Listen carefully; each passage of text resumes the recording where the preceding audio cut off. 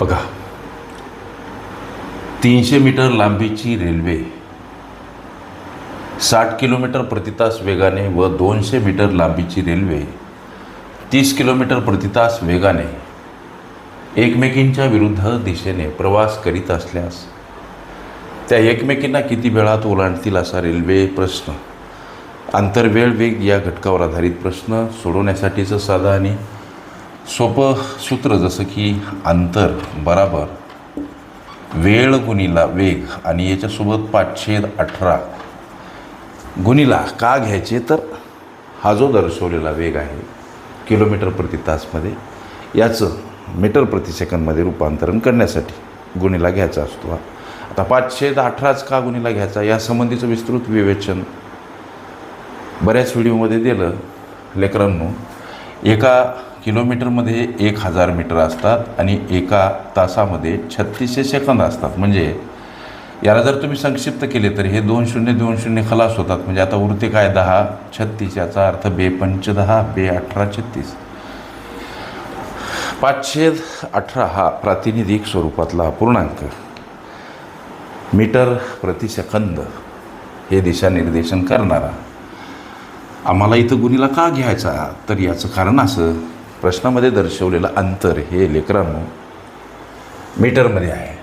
ही railway 200 metre, मात्र ही railway 300 metre, हे अंतर मीटरमध्ये आहे. इथं अंतर मांडायचं कोणतं, तर हे 200 आणि 300. प्रस्तुत रेल्वेचं अंतर म्हणजे लांबी इथं दर्शवा आणि तीही अधिक स्वरूपात. एकमेकींना किती वेळात ओलांडतील, ओलांडण्याचा वेळ विचारला, याच्यासोबत गुणिला असलेला हा जो वेग आहे. रेल्वे जेव्हा परस्पर विरुद्ध बाजूनं प्रवास करत असतात लेकरांनो, तेव्हा त्यांच्या वेगाची बेरीज करतात. मग हा वेग अधिक स्वरूपात, एकीचे 60 तर दुसरीचा 30 असा वेग आहे. सोबत 5/18 गुणिला स्वरूपात. आता ही बेरीज 500 सर इकडं वेळ सोबत गुणिला ही बेरीज 90, त्याच्यासोबत 5/18 गुणिला हा भाग जातो सर 5नं. 500 बराबर वेळ. आता उरलं 5 आणि 5 लेकरांनो, 500 बराबर वेळ. हा गुणाकार 5×5 = 25.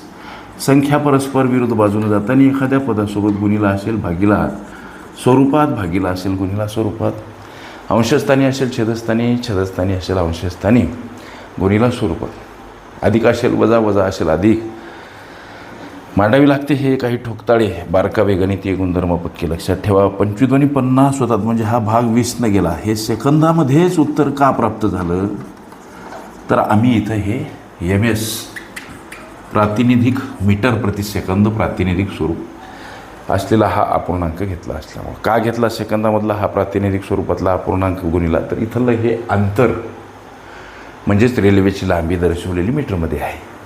हे एककच सारखे करावे लागतात. म्हणून वाटल्यास 5/18 मीटर प्रति सेकंद करण्यासाठी आणि किलोमीटर प्रति तासमध्ये वेग मीटर प्रति सेकंद हा वेग किलोमीटर प्रति तासमध्ये कन्व्हर्ट करण्यासाठी 18/5 का घेतात, यासंबंधीचं विस्तृत विवेचन आणखी हवे असेल तर रेल्वे प्रश्न अंतर वेळ वेग ह्या माझ्या प्लेलिस्ट अवश्य बघा.